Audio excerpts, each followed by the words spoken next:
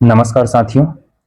आज हम 26 अगस्त 2025 का न्यूज़ एनालिसिस करेंगे। यह आपके सीजीपीएससी प्रीलिम्स प्लस मेंस और व्यापम द्वारा आयोजित सभी परीक्षाओं के लिए उपयोगी सिद्ध होने वाला है। तो ज़्यादा समय न लेते हुए आज के पहले न्यूज़ से शुरू करते हैं। आज का सबसे पहला न्यूज़ है, आपको पता ही है, पिछले कई दिनों से हम इसको कवर करते आ रहे हैं कि अमेरिका टैरिफ के माध्यम से भारत पर दबाव बनाने की कोशिश कर रहा है। और आज 26 तारीख है, कल से जिस प्रकार से उन्होंने कहा है, अमेरिका ने हमें कहा है कि हम जितना टैरिफ लगा रहे हैं उसमें पेनाल्टी के तौर पर, जो आप रूस से तेल खरीदते हैं उसमें पेनाल्टी के तौर पर इससे दोगुना टैरिफ आप पर लगेगा, अर्थात 50% हो जाएगा 27 अगस्त से। इसी संदर्भ में मोदी जी ने कहा है कि चाहे कोई कितना भी दबाव डाल ले, आत्मनिर्भर भारत झुकेगा नहीं।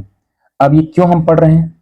ये पढ़ रहे हैं हम अपने सीजीपीएससी मेंस पेपर 7 पार्ट 2 के अंतर्गत। ये आपका न्यूज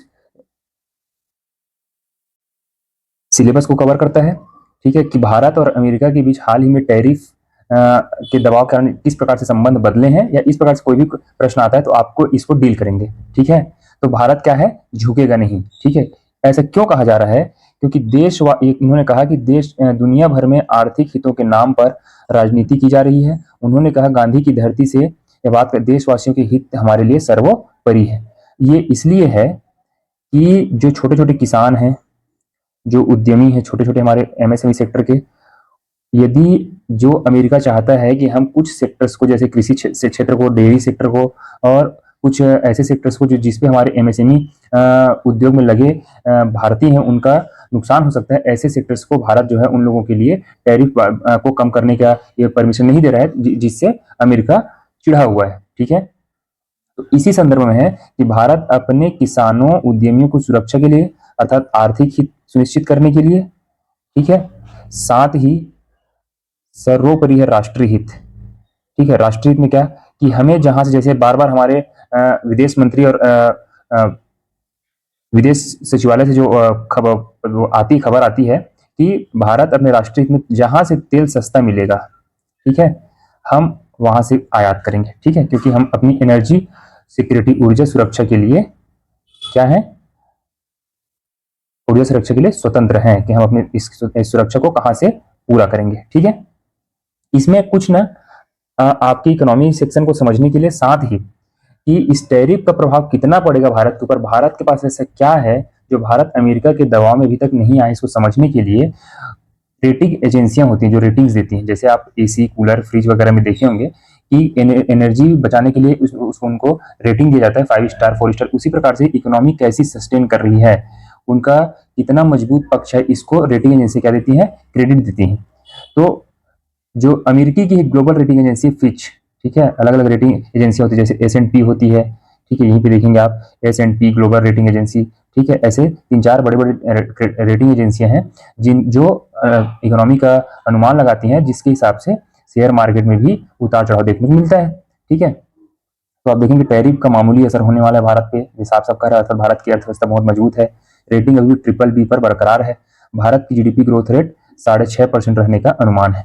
तो ये सब चीज बोला जा रहा है, यहाँ से आप एक बार देख लेंगे सरसरी निगाह से। तो इंपॉर्टेंट बात मैंने बता दिया कि क्यों भारत की इकोनॉमी पर ज्यादा असर इस टैरिफ का नहीं पड़ने वाला है, या कितना पड़ेगा, आपसे प्रश्न पूछा जाए तो आपका जवाब होगा सबसे पहला ये कि दूसरे देशों से बेहतर इकोनॉमी है। कैसे? न केवल भारत को इकोनॉमी मजबूत ग्रोथ के साथ, बल्कि ठोस बाहरी निवेश का समर्थन प्राप्त है, अर्थात निवेश लगातार आ रहे हैं। चाइना से जो भी निवेशक चाइना में निवेश करते थे वो भारत की ओर रुख कर रहे हैं। इस हिसाब से हम आगे की न्यूज में देखेंगे भी। भारत का इकोनॉमिक आउटलुक मजबूत बना हुआ है। दूसरा क्या है, टैरिफ में कमी संभव है। भारत और अमेरिका के बीच टैरिफ वार्ताओं का दर जारी है, ठीक है। दो बड़े इकोनॉमी के बीच कोई ना कोई मध्यम मार्ग निकलने के आसार है। तीसरा, जीएसटी सुधार होने वाले हैं। मोदी जी बार बार कह रहे हैं, देश के प्रधानमंत्री, कि दिवाली गिफ्ट भारत के लोगों को मिलने वाला है। तो वो क्या है, जीएसटी में सुधार। अब आपको पता है 4 जीएसटी रेट है, ठीक है, 5, 12, 18 और 28%। इसको 2 ही जीएसटी रेट में 5 और 12 ऐसा कुछ में उसको समाहित करने वाले हैं, ठीक है। तीसरा महंगाई पर काबू, भी महंगाई पर काबू पा लिया गया है। ठीक है, महंगाई पर काबू पाने के लिए आरबीआई द्वारा 2 से 6% के बीच इसको दायरे पर रखा जाता है, निर्धारित है। ठीक है, समझ में आया? ये देखिए फिर से बोला गया है कि रूस में भारत के राजदूत विनय कुमार ने कहा है कि जहां से सस्ता मिलेगा वहां से ऑयल खरीदेंगे, ऐसे कदम राष्ट्रीय हित के लिए उठाने पड़ेंगे। ये 140 करोड़ की आबादी के लिए ऊर्जा सुरक्षा सुनिश्चित करता है। उन्होंने कहा भारत और रूस के बीच तेल आयात के भुगतान में कोई भी समस्या नहीं है। अब यहाँ पे जो इंपॉर्टेंट है वो ये कि भारत रूस अपनी अपनी मुद्रा में ही क्या कर रहे हैं, भुगतान कर रहे हैं। तो ये भी एक बड़ा टेंशन का विषय है। किसके लिए? अमेरिका के लिए। अमेरिका अभी तक ये चाहता था या ये चाहता है अभी भी कि उसके डॉलर का प्रभुत्व पूरी दुनिया में बने रहे, उसके डॉलर से सारी दुनिया में व्यापार हो। लेकिन अभी रुपए रूबल जो रूस की करेंसी है उसमें व्यापार शुरू हो गया है, तो ये भी उसकी खींच का एक कारण है। ठीक है, कि डॉलर का विकल्प ढूंढा जा रहा है, लोग आपसी व्यापार को अपने अपनी मुद्राओं में कर रहे हैं। तो ये भी एक उनके गुस्से का, उनके खींचने का एक कारण है। ठीक है, आगे इसी पे एक और न्यूज है। कल से लागू होगा ट्रंप का 50% टैरिफ, अभी बताया 27 अगस्त से। दुनिया भर में आर्थिक स्वार्थ की राजनीति की जा रही है, दबाव कितना भी हो, ठीक है, हम झुकेंगे नहीं। ठीक है, तो झुकेंगे नहीं तो क्या क्या सब हो सकता है आने वाले समय में। तो जी जो सेक्टर, जैसे अभी हम कुछ दिन पहले पढ़ा था टेक्सटाइल सेक्टर था, कपड़ा व्यापार, टेक्सटाइल सेक्टर। ठीक है, समुद्री जो वस्तुएं हैं जो जाती हैं वो, कॉलिन के व्यापार हमने पढ़ा था उस दिन। ठीक है, तो इन सब जिस सेक्टर को नुकसान पहुंच सकता है इस टैरिफ से, उनके लिए राहत के लिए आपातकालीन ऋण गारंटी योजना की तैयारी, अर्थात भारत इनको नुकसान नहीं होने देगा, इनके लिए ऋण गारंटी योजना की भी तैयारी करने की, जिसमें कौन कौन शामिल है? कपड़ा उद्योग, चमड़ा उद्योग व इंजीनियरिंग उत्पाद निर्यात को झटके से उबारने की कोशिश, अर्थात भारत अपने फैसले पर कायम है। ठीक है, एक चीज जो मैं बता रहा था, जीएसटी सुधार जो होने वाला है, ये देखिए दिवाली पर मिलेगा खुशियों का दोहरा बोनस, जीएसटी सुधार कर रही है। ठीक है, और इसमें हमारे लघु उद्योगों को बहुत राहत मिलेगा और बहुत सी चीजों पर कर कम हो जाएगा। ठीक है, आगे बढ़े।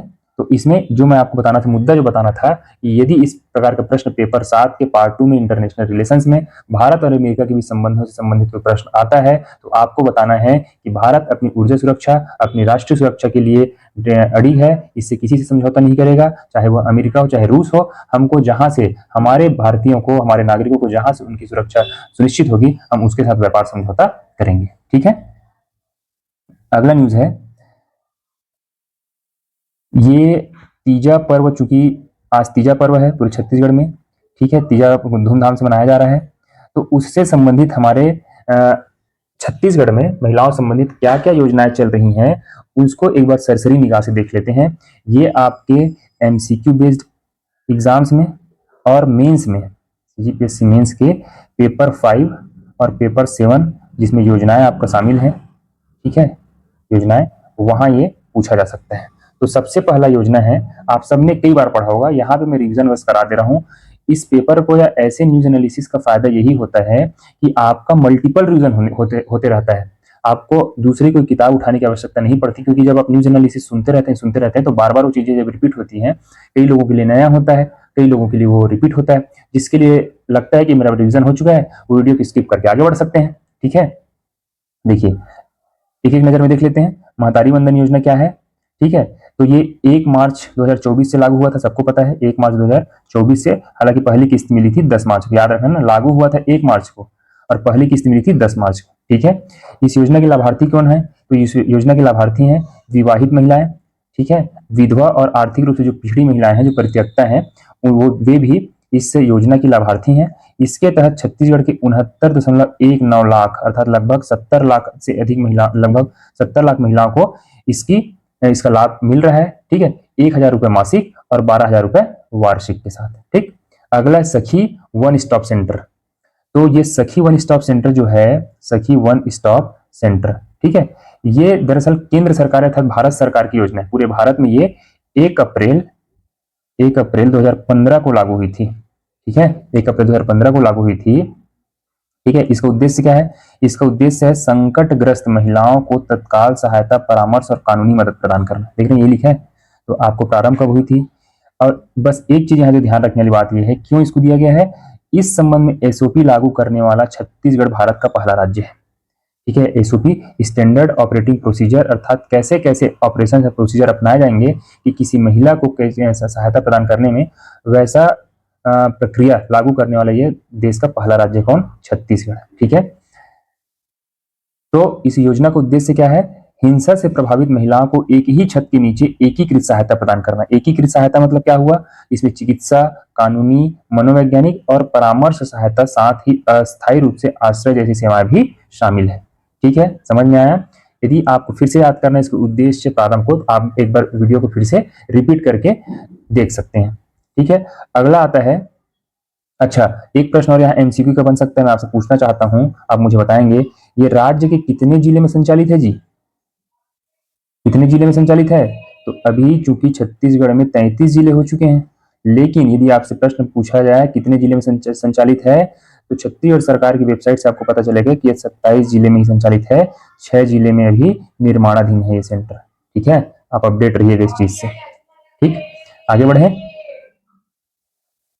नेक्स्ट है यूनिटी मॉल। इसकी संकल्पना बजट 2024-25 में आई थी। छत्तीसगढ़ की सरकार के बजट 2024-25 में एक यूनिटी मॉल की स्थापना की जाएगी। अब ये क्या है यूनिटी मॉल और इसका उद्देश्य क्या है?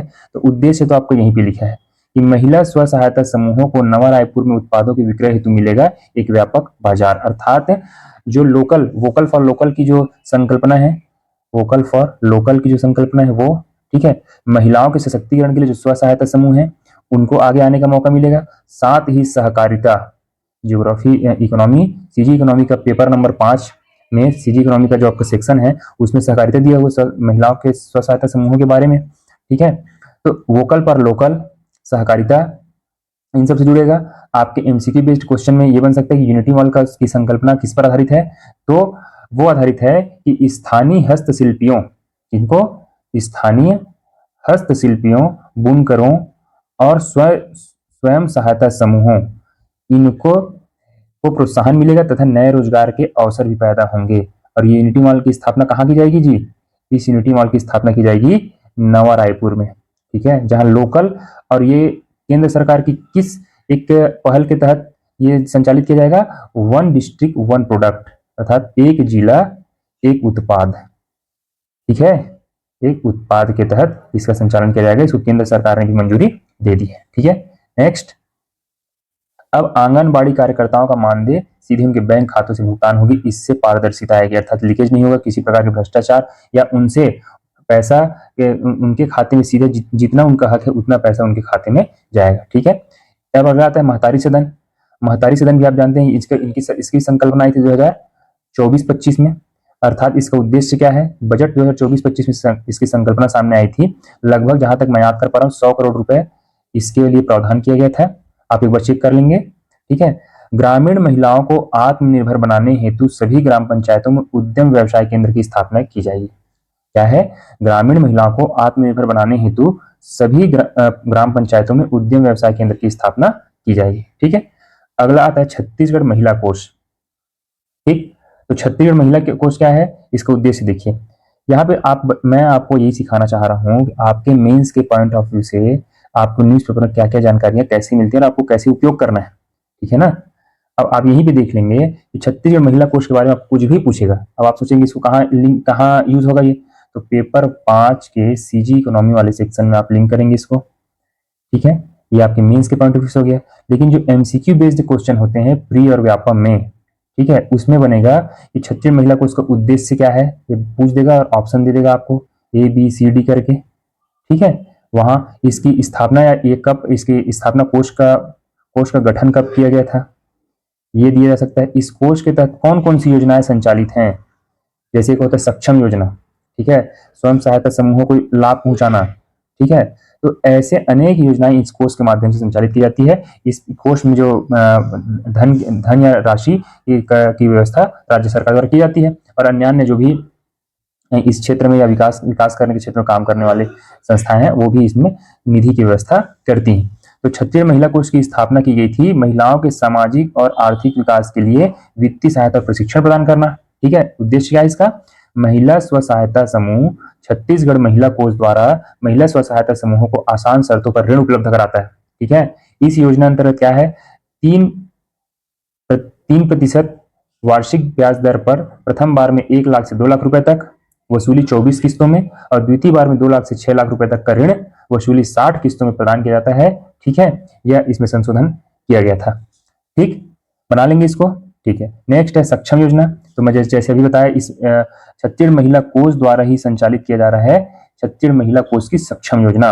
और सक्षम योजना किसको सक्षम बनाना है जी? ना, जैसे नाम से ही स्पष्ट है, किसको सक्षम बनाना है?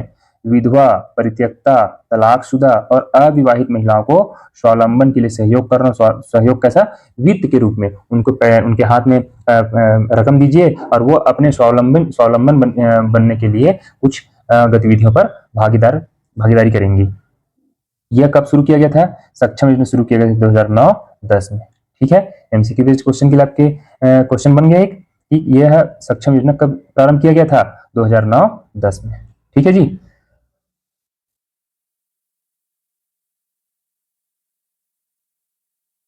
अब देखते हैं आगे।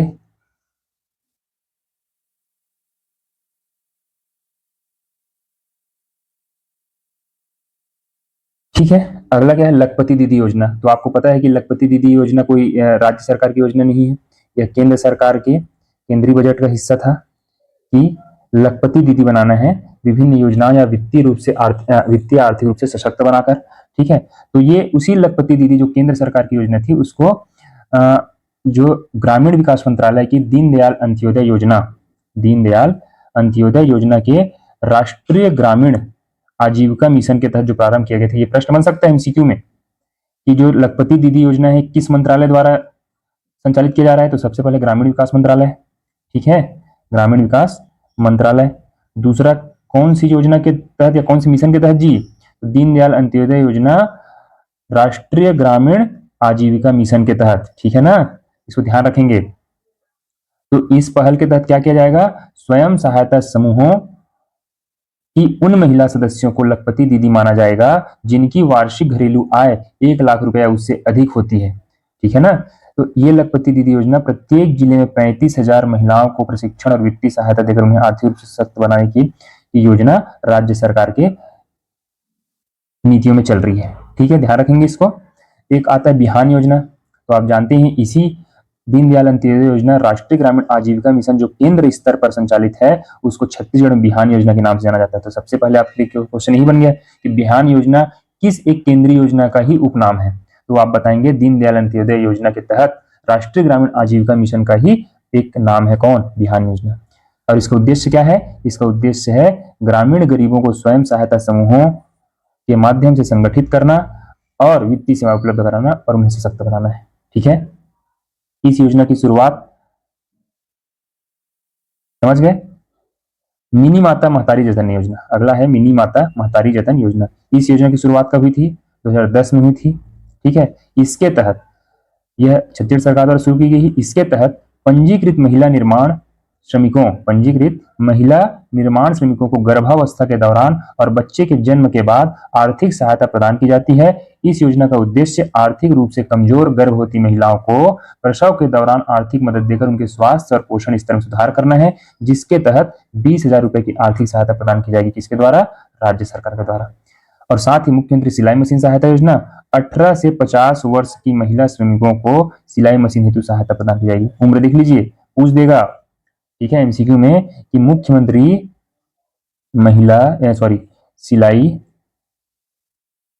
सिलाई मशीन सहायता योजना के तहत जो पात्र महिला का उम्र कितना है? तो आपको ध्यान रखना है 18 से 50 वर्ष की महिला श्रमिक ना, सभी को नहीं, महिला श्रमिकों को। ठीक है, क्लियर है? आगे बढ़े। ठीक है, बस एक दो चीजें इसमें आपके एमसीक्यू में क्वेश्चन बन सकता है कि चेंज भाजी से, देख रहे हैं, छत्तीसगढ़ की बेटियों की बड़ी खोज, चेंज भाजी से बनाया फॉरेंसिक पाउडर। ठीक है, अब चेंज भाजी आपके छत्तीसगढ़ की परंपरा लोक संस्कृति का महत्वपूर्ण हिस्सा है जी, है कि नहीं? तो ये आपके पेपर 6 मेंस की बात कर रहा हूं मैं, पेपर 6 के पार्ट 3 में ये पूछा जा सकता है। ठीक है ना, तो आपको ध्यान रखना है चेंज भाजी क्या है, इसके लाभ क्या है। ठीक है, हाल ही में चर्चा में रहा, क्यों रहा? ठीक है, तो देखिए यहाँ पे लिखा है, पहले चेंज भाजी के बारे में जान लेते हैं। चेंज भाजी एक पारंपरिक और स्वास्थ्यवर्धक भाजी है जो न केवल ग्रामीण रसोइयों में बल्कि वैज्ञानिकों और किसानों के बीच भी खास पहचान बना रही है। इसे आमतौर पर देसी चेज या जूट की भाजी के नाम से जाना जाता है। यह दो प्रकार का होता है, लाल और सफेद। तो यही से आपका एमसीक्यू बन गया कि जूट की भाजी किस एक भाजी का उपनाम है, जूट की भाजी। ठीक है। दूसरा, कलर लाल और सफेद में पाया जाता है। ठीक है। उपयोग कैसे हुआ, इसका उपयोग या लाभ कैसे बता दिया गया कि स्वास्थ्यवर्धक है खाने में और वैज्ञानिकों के लिए फॉरेंसिक लैब में काम आएगी। ठीक है। अब कैसे काम करता है, तो चेंज भाजी में ना चारकोल पाउडर होता है जो टेबल, कप, गिलास, दीवान में चिपकने में सहायक होता है। वही मैग्नीशियम पाउडर की लुगदी बनने से रोकता है। जबकि ये सब चीजें इतना हमारे लिए इंपॉर्टेंट नहीं है, बस इतना ये इसलिए मैं बता रहा था कि चूंकि फॉरेंसिक पाउडर बनाया गया, इससे गुप्त फिंगरप्रिंट को स्पष्ट करने में मदद करेगा। यह सुरक्षित भी और किफायती भी है। अच्छा, एक और एमसीक्यू क्या बन सकता है, किन दो बच्चों ने, इन दो लड़कियों ने इस कारनामे को अंजाम दिया है, तो वो है मृणाल विदानी। इसको याद रखना है, इनका नाम पूछा जा सकता है, मृणाल विदानी। और दूसरी लड़की है, दूसरी लड़की है ओजल। ठीक है ना, क्या नाम है, ओजल भारद्वाज, ओजल भारद्वाज। इनका नाम आपको ध्यान रखना है। ठीक है, तो चेंज भाजी के बारे में आप याद कर लेंगे। ठीक, आगे बढ़े। ये सिर्फ इसलिए थोड़ा सा इंपॉर्टेंट है कि हमारे सीएम साय जी जापान और दक्षिण कोरिया के दौरे पर गए हैं। तो जापान गए हैं किस लिए, ओसाका शहर गए हैं। और किस लिए गए हैं, निवेश आकर्षित करने के लिए कि छत्तीसगढ़ आइए और वहाँ का इन्वायरमेंट निवेश के लिए बहुत फ्रूटफुल है, वहाँ निवेश कीजिए और अपने व्यवसाय को बढ़ाइए और छत्तीसगढ़ के विकास में भागीदार बनिए। इसीलिए गए हैं ना। ठीक है, तो आप याद रखिएगा किस शहर में गए थे, ओसाका में। तो सीएम ने फूड कंपनी को दिया 100 करोड़ की निवेश का प्रस्ताव। इतना बस याद रखना है। फूड कंपनी को क्यों दिया जा रहा है फूड, देखिए थोड़ा ध्यान दीजिए कि मुख्यमंत्री या कोई भी नेता जब कहीं जाते हैं तो कैसे अपने अपने राज्य, अपने देश की अर्थव्यवस्था को ध्यान में रख करके इन्वेस्टमेंट को आकर्षित करते हैं। किसको, फूड कंपनी को। फूड किसका संबंध किससे है जी, कृषि से। और छत्तीसगढ़ किसका, कितने परसेंट आबादी कृषि में संलग्न है, लगभग 80% जनसंख्या कृषि पर संलग्न है। और आप जानते हैं कि अभी भी कृषि जो उत्पाद है उसकी सही रख रखाव नहीं होने के कारण कृषि उत्पाद की बर्बादी बहुत होती है। तो यदि फूड प्रोसेसिंग यूनिट हमारे यहाँ लगेगा, जैसे टमाटर से सूप और सॉस बनाने का, ठीक है, मिर्ची वेस्ट होता है उसका समझ लीजिए, और अन्यान्य जो फसल वेस्ट हो जाते हैं उनका भी सही रखरखाव प्रबंधन हो जाए, तो ये संभव है फूड प्रोसेसिंग यूनिट से। उसी को आकर्षित, उसी के निवेश प्रस्ताव को इसमें सीएम ने सामने रखा है। ठीक है ना, इतना आप ध्यान रखेंगे, सिर्फ न्यूज है। आप यदि पूछा जाए क्या क्या हुआ है तो आपको कम से कम क्रोनोलॉजी याद रहे। ठीक है, आपको पता ही है कि जसपुर जिले में एक ऑपरेशन चलाया जा रहा है, ऑपरेशन शंखनाद। ठीक है, आपके एमसीक्यू के लिए इंपॉर्टेंट है कि ऑपरेशन शंखनाद किस जिले में चलाया जा रहा है, तो जसपुर जिले में चलाया जा रहा है। किस लिए, गौवंशों की तस्करी को रोकने के लिए। किस लिए, गौवंशों की तस्करी को रोकने के लिए। ठीक है ना, रोकने के लिए। ठीक है, अब देखिए इसमें दो तीन जो आपके सीजी व्यापम के द्वारा आयोजित परीक्षाओं में और प्रीलिम्स में जो पूछा जा सकता है, उसके लिए बहुत इंपॉर्टेंट है ये जो न्यूज हम पढ़ने वाले हैं। भारत के एक शूटर है ऐश्वर्य तोमर, इन्होंने कजाकिस्तान में आयोजित हुई 16वीं एशियन शूटिंग चैंपियनशिप में पुरुषों की 50 मीटर राइफल में गोल्ड मेडल अर्जित किया है। तो 3 क्वेश्चन बनाया यहाँ से। पहला कि 16वीं एशियन शूटिंग चैंपियनशिप का आयोजन कहाँ हुआ, तो कजाकिस्तान में हुआ। ठीक है, भारत किसने गोल्ड मेडल जीता, तो ऐश्वर्य तोमर ने। ठीक है, अब इसको याद कैसे रखेंगे, एक बात बताइए, जिसके पास ज्यादा गोल्ड होता है उसी को तो माना जाता है कि ये ऐश्वर्यशाली है, इसका इतना ऐश्वर्य धन ऐश्वर्य है। ठीक है ना, तो इस ऐश्वर्य ने क्या जीता है, गोल्ड मेडल जीता है। किसमें, एशियन शूटिंग चैंपियनशिप में।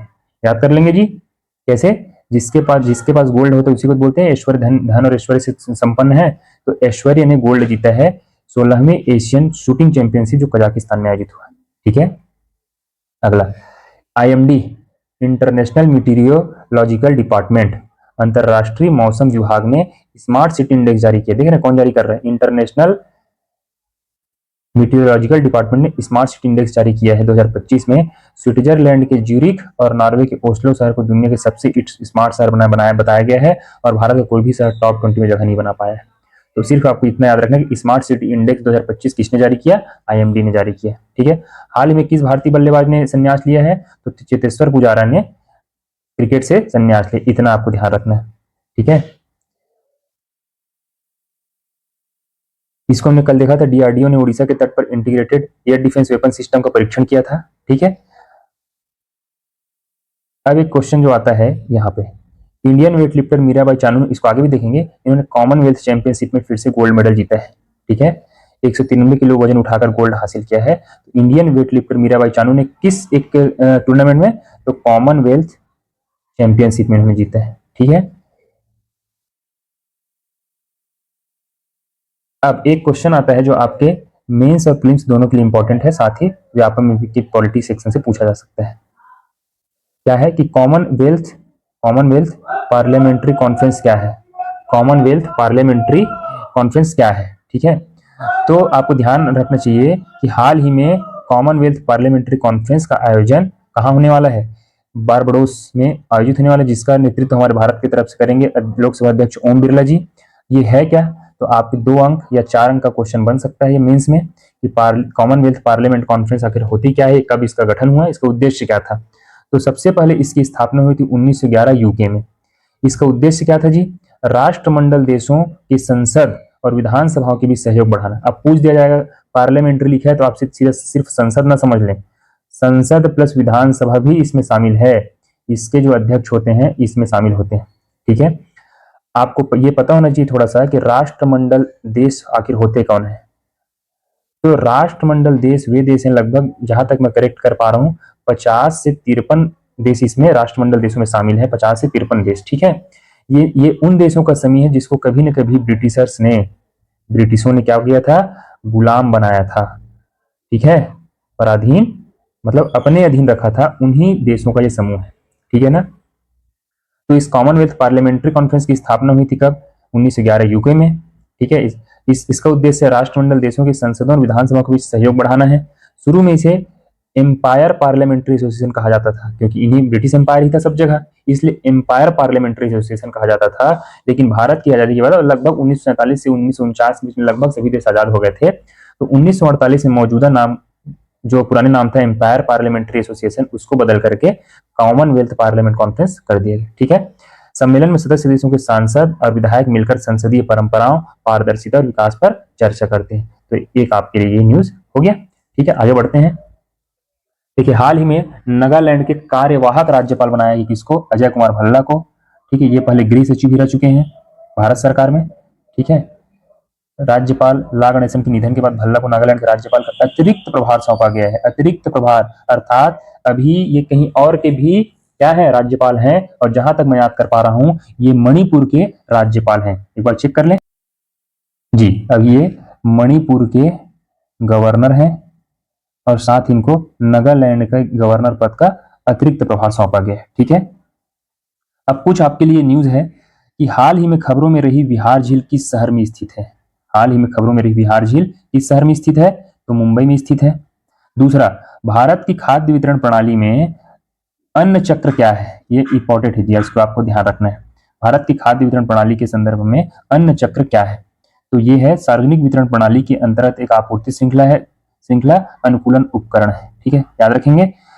थट्टेकड़ पक्षी अभ्यारण्य किस राज्य में स्थित है, जैसे नाम से स्पष्ट हो पा रहा है, इस प्रकार की जो नाम है वो 2 ही राज्य में हो सकती है, तो केरल या तो तमिलनाडु। ठीक है, तो ये थट्टेकड़ पक्षी अभ्यारण्य केरल राज्य में स्थित है। ठीक है, अब एक जेजू द्वीप आता है, आपके एमसीक्यू बेस्ड एग्जाम्स के लिए इंपॉर्टेंट हो सकता है कि हाल ही में चर्चा में रहा जेजू द्वीप कहाँ स्थित है। तो दक्षिण कोरिया के खूबसूरत द्वीप और प्रांत है जो कोरियाई प्रायद्वीप के दक्षिण में कोरिया जलडमरू में मध्य में स्थित है। ठीक है, अभी क्यों चर्चा में रहा, तो हाल ही में यूनेस्को विश्व धरोहर स्थल घोषित इस द्वीप पर आने वाले पर्यटकों के लिए आचरण संबंधी कुछ नए कायदे कानून लागू किए गए हैं। ठीक है, तो आपको इतना याद रखना है, दक्षिण कोरिया के द्वीप का नाम है जेजू द्वीप। ठीक है,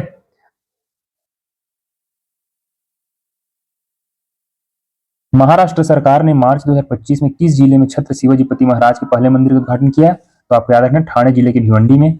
हाल ही में राजस्थान के किस टाइगर रिजर्व में दुर्लभ कराइकल देखा गया, कराइकल एक पक्षी है ना, याद रखना, कराइकल एक पक्षी का नाम है जो कहाँ देखा गया है, राजस्थान किस टाइगर रिजर्व में देखा गया है, तो मुकुंदरा हिल्स टाइगर रिजर्व। तो आपसे एक क्वेश्चन बन गया ना यहाँ से कि मुकुंदरा हिल्स टाइगर रिजर्व कहाँ है जी, राजस्थान में। ठीक है ना, आईसीसी महिला T20 वर्ल्ड कप 9वें संस्करण की मेजबानी कौन सा देश कर रहा है, तो यूएई। आईसीसी महिला T20 वर्ल्ड कप की मेजबानी कौन कर रहा है 9वें संस्करण की, तो यूएई। और भारत के ग्रुप कैप्टन शुभांशु शुक्ला द्वारा संचालित अंतरिक्ष मिशन का नाम क्या है? तो एक्सियोम 4 मिशन। आपको ऑप्शन में दे देगा axiom 3 mission, 2 mission, 1 mission, 4 mission. ठीक है, आपको ध्यान रखना कौन से मिशन के हिस्से थे? एक्सियोम 4 मिशन का हिस्सा थे कौन? Group captain Shubhanshu Shukla. Okay, ठीक है, आगे बढ़े। ये कुछ न्यूज है, आपको मैं थोड़ा सा बता दूं, इस पे हम लोग चर्चा करेंगे कि हाल ही में आपके एमसीक्यू के पहले क्वेश्चन बना देता हूं कि हाल ही में संसद में प्रस्तुत हुआ 130वां संविधान संशोधन विधेयक किससे संबंधित है? ऑप्शन दे देगा आपको, किससे संबंधित है? ए, बी, सी। तो आपको पता होना चाहिए कि ये प्रधानमंत्री, मुख्यमंत्री, सेंटर और स्टेट के जो मिनिस्टर्स हैं उन सब को ये पद से हटाने संबंधी क्या है? विधेयक है, यदि 30 दिन तक वे हिरासत में रहते हैं। ठीक है, किसी गंभीर आपराधिक कृत्य के जुर्म में। तो इसी संदर्भ में आपके साथ एक चर्चा करने के लिए 2 मिनट में आपको समय लेना चाहूंगा कि 2013 में लोकपाल और लोकायुक्त विधेयक आया था, हम सबको याद है, लोकपाल और लोकायुक्त विधेयक। ठीक है, इसका मुख्य उद्देश्य था कि केंद्र में लोकपाल और राज्यों में लोकायुक्त की स्वतंत्र संस्थाएं स्थापित करके विभिन्न सार्वजनिक पदाधिकारियों, इस सार्वजनिक पदाधिकारियों में आपको बता दूं कि प्रधानमंत्री, मुख्यमंत्री, मंत्री के साथ साथ सचिव से लेकर के नीचे जितने भी लोक प्रशासनिक अधिकारी वो सब इसके अंतर्गत शामिल थे। ठीक है, तो क्यों लाया गया था? तो इनके खिलाफ भ्रष्टाचार के आरोपों की जांच और अभियोजन करना है, जिससे सार्वजनिक प्रशासन में जवाबदेही और पारदर्शिता सुनिश्चित हो सके। तो इसका मुख्य उद्देश्य क्या था?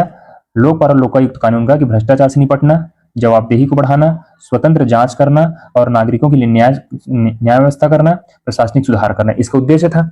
ठीक है, तो और अब आप इसको भी देखिए, इस संविधान का 130वां संविधान संशोधन विधेयक 2025 लाया गया, किसके द्वारा? गृह मंत्रालय के द्वारा 20 अगस्त 2025 को लोकसभा में पेश की जाती है और उसी दिन संयुक्त संसदीय समिति ज्वाइंट पार्लियामेंट कमेटी को भेज दी जाती है। आपको ये पता होना चाहिए प्रीलिम्स के पॉइंट ऑफ व्यू से या व्यापम के पॉइंट ऑफ व्यू से कि ज्वाइंट पार्लियामेंट्री कमेटी या संयुक्त संसदीय समिति में लोकसभा और राज्यसभा दोनों के संयुक्त मेंबर होते हैं। ठीक है, अब ये लोकसभा के अध्यक्ष की शक्ति है कि उसमें कितने मेंबर वो रखें, लेकिन हालांकि यदि सामान्य दृष्टिकोण से देखें तो इसमें ज्यादा संख्या लोकसभा के सदस्यों की होती है और कम संख्या होती है राज्यसभा के सदस्यों की। ठीक है, ये आपको हो गया। अब इसमें भी क्या कहा गया है, ध्यान से देखेंगे कि यह विधेयक प्रधानमंत्री, किसी राज्य के मुख्यमंत्री या केंद्र या राज्य के किसी अन्य मंत्री को यदि उन्हें गंभीर आपराधिक मामलों में गिरफ्तार किया जाता है और हिरासत में रखा जाता है तो पद से हटाने का प्रावधान करता है। ठीक है ना, यह साथ ही साथ दिल्ली पर भी लागू होता है, पुडुचेरी और जम्मू कश्मीर पर भी लागू होता है। ठीक है, हटाने का आधार क्या होगा? देखिए, आपके एमसीक्यू बता रहा हूं मैं, हटाने का आधार होगा उस पर ऐसे अपराध का आरोप हो जिसके लिए 5 वर्ष या उससे अधिक की अवधि की कारावास की सजा हो सकती है ना, 5 वर्ष या उससे अधिक की अवधि की कारावास की सजा हो सकती है, उसे गिरफ्तार किया गया और लगातार 30 दिनों तक हिरासत में रखा गया। आरोप सिद्ध हो ना हो, लेकिन यदि लगातार 30 दिन यदि हिरासत में है, जैसे अभी कुछ दिन पहले जब दिल्ली के पूर्व मुख्यमंत्री अरविंद केजरीवाल के संदर्भ में इसको लें तो वो 30 दिन से अधिक, लगभग 150 से भी अधिक दिनों तक वो हिरासत में थे और जेल से ही सरकार चला रहे थे। तो ऐसे ही अब यहाँ पे कौन सही कौन गलत इस पे हम लोग चर्चा नहीं कर, बस ये एग्जाम्पल के तौर पर बताया जा रहा है कि ऐसे यदि कोई अन्य मंत्री या मुख्यमंत्री या कोई भी प्रधानमंत्री से लेकर मंत्री तक कोई भी यदि इस तरह हिरासत में 30 दिन से अधिक तक है तो उसको अपने पद से हटना पड़ेगा। हालांकि इसमें प्रावधान है, यदि हटाए गए मंत्री को हिरासत से रिहाने के बाद पुनर्नियुक्त किया जा सकता है। ठीक है, उन्हें हिरासत के लगातार 31वें दिन में इस्तीफा देना होगा। तो यहाँ पे चर्चा का विषय ये बनता है, आपने लोकपाल और लोकायुक्त विधेयक भी तो इसीलिए लाया था ताकि भ्रष्टाचार के मामलों की जांच और उस पर मुकदमा चलाने के लिए स्वतंत्र संस्था बनाया गया था। आप बोल रहे हैं कि इसमें तो इन दोनों के बीच अंतर समझ नहीं आ रहा है, ये ओवरलैप तो नहीं कर रही है। ठीक है, इसका उद्देश्य हालांकि उद्देश्य पारदर्शी है, लेकिन इसका दुरुपयोग न हो इसका भी हमें ध्यान रखना पड़ेगा जो सत्ता पर बैठे हुए। ठीक है ना, उसी संबंधी न्यूज था कि भ्रष्टाचार में डूबे हैं तो जेल होगी और इस्तीफा भी देना होगा। तो अरे भाई, भ्रष्टाचार में जो डूबे हैं उनके जांच करने के लिए तो आपने तो बनाया था लोकपाल और लोकायुक्त। अब आप अलग से एक बिल लेकर आ रहे हैं पीएम, और तो उसमें भी तो लोकपाल और लोकायुक्त में भी तो शामिल था ये बात कि स्वतंत्र संस्था है, जांच करेगी और जांच में यदि दोषी पाया जाता है तो उनके खिलाफ एक्शन लिया जाएगा। और आप यहाँ बोल रहे हैं पद से हटाने के लिए, तो इस तरह की आपकी महत्वाकांक्षाएं क्या है? आपकी महत्वाकांक्षाएं हैं। ठीक है, अब ये तो जब बिल पर फिर से डिबेट होगा तब इस बात की संभावना सामने आएंगी कि आखिर दोनों में मूलभूत अंतर क्या है। मैंने सिर्फ आपको एक डिबेट का आपको आपके दिमाग में विचार रखने के लिए इसको चर्चा किया है। ठीक है, आगे बढ़ते हैं। अभी थोड़ी देर पहले हमने पढ़ा कि राष्ट्रमंडल वेट लिफ्टिंग में मीराबाई चानू ने गोल्ड मेडल जीता है, याद रखना है। ठीक है, 2019 के बाद से पहली बार राष्ट्रमंडल चैंपियनशिप में खेल रही थी। ठीक है, तो राष्ट्रमंडल चैंपियन में स्वर्ण पदक जीतकर वापसी की इन्होंने मीराबाई चानू ने, याद रखना। कहाँ आयोजन हुआ था राष्ट्रमंडल चैंपियनशिप का? तो अहमदाबाद में हुआ था। ठीक है,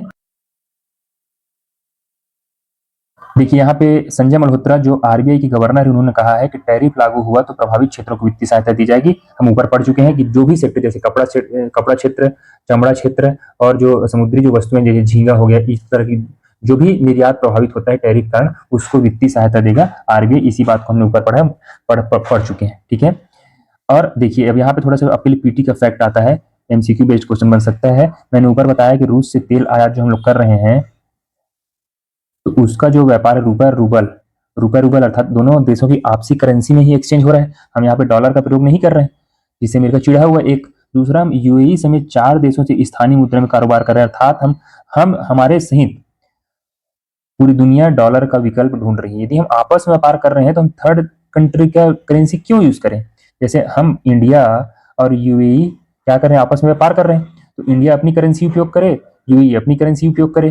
ठीक है, हम यहाँ पे तीसरा अमेरिकी यूएसए की करेंसी का उपयोग क्यों करें? तो यही बात यहाँ दिया गया, आपको याद रखना है एमसीक्यू के लिए कि यूएई समेत 4 देशों से स्थानीय मुद्रा में कारोबार कर रहा है भारत, मालदीव, मॉरिशस, इंडोनेशिया और यूएई। क्या है?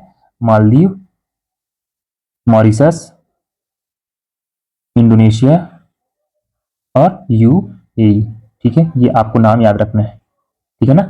ठीक, बस इतनी ही हमारे लिए यहाँ इंपॉर्टेंट था। ये आपका आता है, श्रम मंत्रालय ने आंकड़े जारी किया है, 7 वर्षों में महिलाओं की रोजगार दर दोगुनी हुई है, अर्थात महिलाओं को रोजगार में भागीदारी बढ़ी है। तो क्या हम कह सकते हैं कि महिला सशक्तिकरण हो रहा है, रोजगार में भागीदारी बढ़ रही है? क्या मैं ये कह सकता हूँ कि महिलाओं को आर्थिक स्वतंत्रता प्राप्त हो रही है? क्योंकि रोजगार में तो वेतन या सैलरी या फिर अपना वेजेस तो उनको मिलेगा ही, तो आर्थिक स्वतंत्रता प्राप्त करें। और आर्थिक स्वतंत्रता ही कौन सी स्वतंत्रता को ओपन करती है? सामाजिक स्वतंत्रता को। सामाजिक स्वतंत्रता अर्थात समाज में उठने बैठने बोलने पहनने खाने पीने की आजादी की बात कर रहे हैं। तो जब महिला सशक्तिकरण की बात होती है तो सबसे पहले आर्थिक स्वतंत्रता उनको प्राप्त होना चाहिए। जब तक वो लोग आर्थिक रूप से सशक्त नहीं होंगे तब तक वो सामाजिक रूप से भी सशक्त नहीं होंगे। तो यदि दोनों रूप से सशक्त नहीं होंगे तो जो राजनीतिक स्वतंत्रता प्रदान की गई है इसमें संविधान के मूल अधिकार में वो क्या होगी? बेमानी होगी, क्योंकि इसको ये बिना धार के हथियार जैसा चीज है ना ये। तो आपको इस तरह से इंटरलिंक करके पढ़ना है और ये आपके ऐसे में काम आएगा कि महिला सशक्तिकरण होगा तो रास्ते कहाँ से खुलेंगे? आर्थिक सशक्तिकरण से, जो सामाजिक सशक्तिकरण को मजबूत करेगा। और जब सामाजिक सशक्तिकरण मजबूत होगा तब तो समझने में परिपक्व होगी और राजनीतिक स्वतंत्रता या राजनीतिक सशक्तिकरण के अधिकार को समझ पाएगी। ठीक है, ठीक है। तो यहाँ पे देखिए लिखा है कि केंद्रीय श्रम मंत्रालय ने सोमवार को बताया कि PLFS periodic labour force survey के आंकड़ों से पता चलता है कि 2017-18 में यह दर 22% थी, जो 2023-24 में बढ़कर 40.3% हो गई।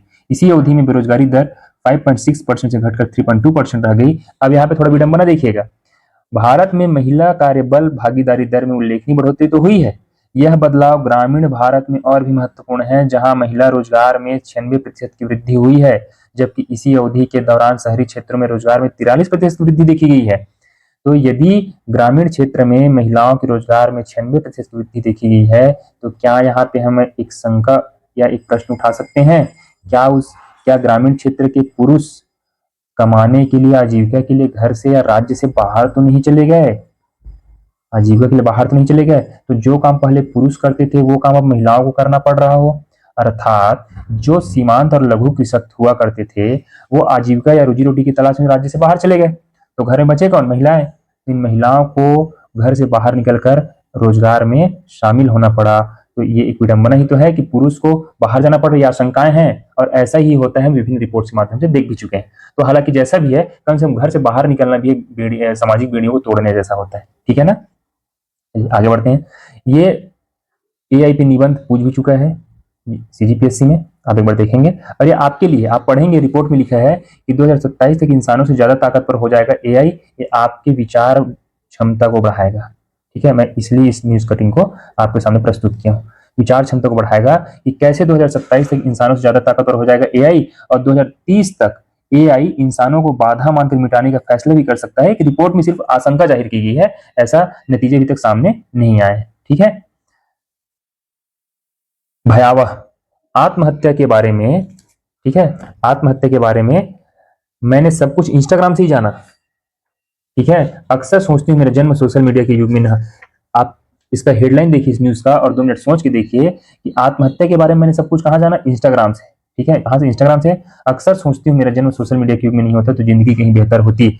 आप जब अपने सीजीपीएससी मेंस के प्रश्न पत्र क्रमांक 6 के पार्ट 2 समाज शास्त्र में जाते हैं तो वहां पे कुछ दिया गया है, सामाजिक परिवर्तन की प्रक्रियाएं एवं कारक नामक आपके सिलेबस में, सिलेबस का हिस्सा है कि सामाजिक नियंत्रण और सामाजिक परिवर्तन कैसे होते हैं। ठीक है, इसी में आता है आत्महत्या का विचार। ये भी तो सामाजिक परिवर्तन है, सामाजिक नियंत्रण के उपाय के में, और सामाजिक विघटन।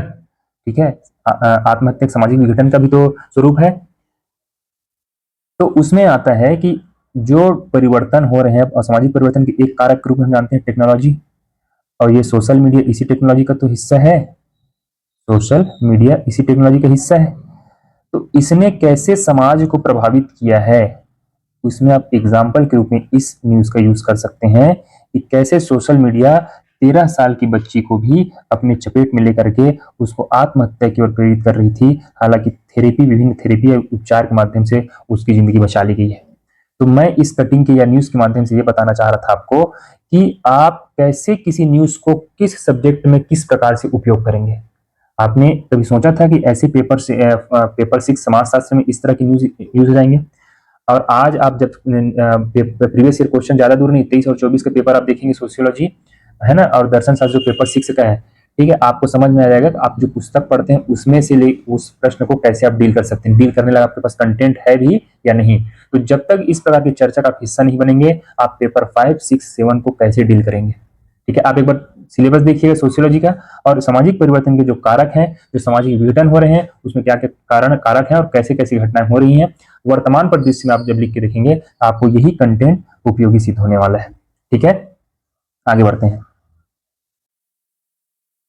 अगला है आईएनएस उदयगिरी और हिमगिरी की तैनाती से बढ़ेगा ताकत। ये प्रोजेक्ट 17A के तहत बनाया गया है। कौन सा? आईएनएस उदयगिरी और हिमगिरी। ठीक है, प्रोजेक्ट 17A के तहत बनाए गए हैं जो नौसेना की समुद्री ताकत को बढ़ावा देंगे। ठीक है, तो आपको याद रखना है आईएनएस उदयगिरी और आईएनएस हिमगिरी।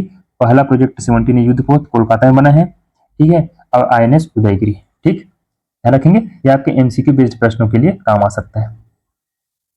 अगला क्वेश्चन है, ये आपके ऐसे पेपर 4 इन्वायरमेंट में आपका काम आने वाला है। ठीक है, हाल ही में आपको पता होगा चर्चा में था कि ओरेगन, जो अमेरिका के ओरेगन में एक आग लगी, फ्लैट फायर, शब्द को याद रखेंगे ना, फ्लैट फायर, जिसमें 22,000 एकड़ से ज्यादा जंगल को खा चुकी है। करीब 3900 घरों को खाली करवाना पड़ा है और हजारों लोग विस्थापित हो गए। क्यों हुआ ये? मौसम की मार, तेज हवाएं, सूखी गर्मी और बिजली गिरने का खतरा आग को और फैलाने में योगदान दे रहे हैं। अब आपसे देखिए, आपको जब क्लाइमेट चेंज के ऊपर, जो इस बार सीजीपीएससी 2024 में निबंध पूछा भी गया है क्लाइमेट चेंज के ऊपर, ये हर साल किसी न किसी रूप में आपसे पूछता जाएगा। ठीक है, यदि मैं बोलूं विकसित भारत के सामने चुनौतियां क्या है, विकसित भारत बनने के समक्ष चुनौतियां क्या है, भारत के विकास में चुनौतियां क्या है, आप एसडीजी पे पढ़ेंगे तो किसी भी निबंध में आप इसका प्रयोग करेंगे चुनौतियों के रूप में, क्योंकि चुनौतियां हैं। क्यों मैं चुनौतियों की बात कर रहा हूं, आप देखिए ना यहाँ पे कि 22,000 एकड़ से ज्यादा जंगल खो खा चुकी है,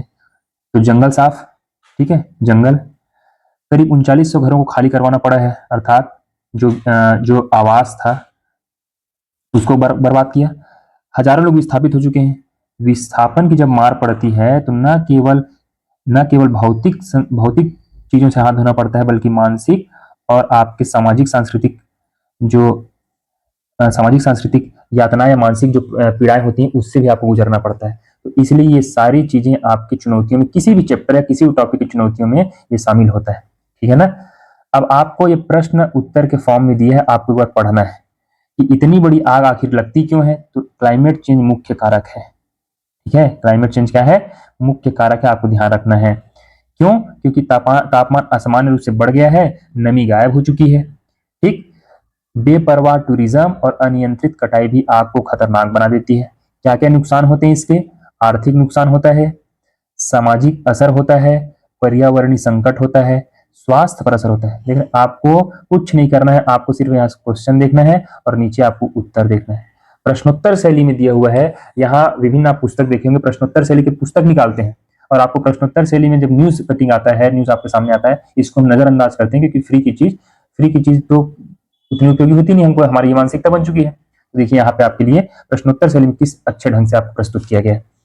मैंने ऊपर बताया ना, विकसित भारत एसडीजी क्या की चुनौतियां लिखे ना, भारत के लिए इससे क्या सबक है। तो भारत में पिछले कुछ सालों में जंगलों में आग की घटनाएं तेजी से बढ़ी है। हिमालय में तापमान बढ़ने से देवदार और चीड़ के जंगल ज्यादा ज्वलनशील हुए हैं। हमें अब जंगलों की सुरक्षा को सिर्फ स्थानीय मुद्दा नहीं बल्कि राष्ट्रीय सुरक्षा और जलवायु नीति का हिस्सा मानना होगा। आगे का रास्ता क्या है, इसका जब पूछा जाएगा आपका समाधान क्या है, आप निबंध लिखें कि पेपर 4 में पूछा जाएगा, इस प्रकार प्रश्न पूछे जाएंगे, समाधान पूछा जाएगा, तो इसको आप समाधान में लिखेंगे। ठीक है, ये आपका पूरा मैंने पूरा फॉर्मेटिंग बता दिया। फॉर्मेटिंग के साथ साथ आपको कंटेंट भी बता दिया, कंटेंट कैसे लेना है। ठीक है, इन्हीं सारे कंटेंट के साथ मैंने अबव एवरेज 122 से 125 मार्क्स अपने हर बार के मेंस में गेन किया है। ठीक है ना, तो आपको ध्यान रखना है। ठीक है, वो परंपरागत, ये मैं इसलिए बोल रहा हूँ आपको, आपका इससे भी ज्यादा मार्क्स आएंगे, मैं तो अपना एवरेज मार्क्स बता रहा हूँ, इतना मार्क्स मेरा ठीक है मैंने प्राप्त किया था। ये इसलिए क्योंकि मैंने इन कंटेंट्स का यूज किया था, क्योंकि ये कंटेंट भूलने वाले नहीं है। आप पर बाकी जो याद करेंगे रटेंगे, हो सकता है भूल गए फिर आप पैनिक कर जाएंगे। तो यदि इस तरह का हिस्सा बने रहेंगे, कम से कम आप जो याद करेंगे वो याद आ जाए, बहुत अच्छी बात, लेकिन याद ना आए तो यही कंटेंट आपका मदद करेंगे। मुझे तो यही कंटेंट मदद करता था, मैं भूल जाता था। तो ठीक है ना। अब एक चीज हम थोड़ा देखते हैं बच्चों का, मैं क्योंकि मैं यहाँ बच्चों से जुड़ा रहा हूँ, सीजीपीएससी के एस्पायरेंट्स थे, तो एक वो हिंदी के जो पेपर, हिंदी भाषा का जो पेपर होता है, पेपर 1 लैंग्वेज का, उसमें एक पत्र जो लेखन आता है उसमें कैसे लिखे बोला जाता है। तो मैं आपको एग्जांपल के रूप में बता दूं कि हर रोज आपके न्यूज़पेपर में विज्ञापन, सूचना, इस प्रकार की चीजें आती रहती है गवर्नमेंट की। तो मैं इसको सिर्फ इसलिए यहाँ पे पेस्ट किया हूँ। ठीक है, आपका जो सीजीपीएससी हो, व्यापम के माध्यम से जो विज्ञापन जारी किया जाता है विभिन्न वैकेंसीज को भरने के लिए, वो भी विज्ञापन का स्वरूप होता है। और आप यदि आपको पूछा जाए पेपर में कि विज्ञापन का प्रारूप लिखिए या एक विज्ञापन फॉर्मेट के साथ एक नमूना सैंपल पेश कीजिए, ठीक है, तो आपको ऐसे ही पेश करना है कि विज्ञापन कैसे लिखा जाता है। देख रहे हैं, विभाग का नाम, ठीक है, उसका पता जो भी है, इधर क्रमांक लिखना है आपको, इधर स्थान के साथ आपको डेट लिखना होता है, फिर बीच में विज्ञापन लिख के जो भी विज्ञापन है उसको, फिर किसने इसको जारी किया उसका नाम लिख करके जिसको प्रेषित करना है। तो ये होता है आपका फॉर्मेटिंग। यदि आप सीखना चाहें, समझना चाहें, तो आपको कहीं जाने की जरूरत नहीं पड़ी, आपको सब चीज यहीं से प्राप्त हो जाएगा। ठीक है ना, आगे बढ़े। अभी हाल ही में बिहार में जो SIR हुआ है, स्पेशल इन्वेस्टिगेशन या इंटेंसिव सर्वे जो हुआ है, उसमें मतदाता सूची को लेकर के पक्ष विपक्ष दोनों में मुठभेड़ जारी है। लेकिन आप जब इसको पढ़ेंगे, इसको किसी राजनेता ने नहीं लिखा है, बल्कि इसको इस्पात मंत्रालय के पूर्व सचिव अर्थात एक राजनयिक ने, एक प्रशासनिक अधिकारी ने लिखा है, तो आपको समझ में आएगा कि आखिर मुद्दा क्या है। तो ऐसे आर्टिकल्स पढ़ने की आदत डालिए। मैं नहीं बोल रहा हूँ, आप यदि कहीं क्लास करते होंगे, किसी टॉपर से आपका परिचय होगा, जो सिलेक्टेड होंगे, वो भी अब यही कहेंगे कि आपको अच्छे अच्छे एडिटोरियल का हिस्सा बनना पड़ेगा। तो जब आप इसको पढ़ेंगे तो आपको समझ में आएगा कि इलेक्शन कमीशन का रोल क्या है, उसको कहाँ से पावर मिले। देखिए यहाँ पे संविधान का अनुच्छेद 324, जन प्रतिनिधित्व अधिनियम 1950 और मतदाता पंजीकरण नियम 1960 कानूनी और संवैधानिक बाध्यताएं तय करते हैं। ठीक है, तो इलेक्शन कमीशन को यहाँ से क्या मिलता है, अधिकार मिलता है कि वो बीच बीच में मतदाता सूची का क्या करते रहे, पुनर्परीक्षण करते रहे, पुनरीक्षण करते रहे। ठीक है ना, ये बिल्कुल भी नागरिकता का परीक्षण नहीं करते हैं, इनको नागरिकता परीक्षण करने की जिम्मेदारी भी इनकी नहीं है। ये परीक्षण करते हैं केवल मतदाता सूची की, जो इनको अधिकार प्राप्त है। ठीक है ना, तो आप एक बार इस एडिटोरियल को सरसरी निगाह से पढ़ेंगे, आपकी समझ विकसित होगी। ठीक है ना, तो आज के लिए इतना ही। Thank you so much.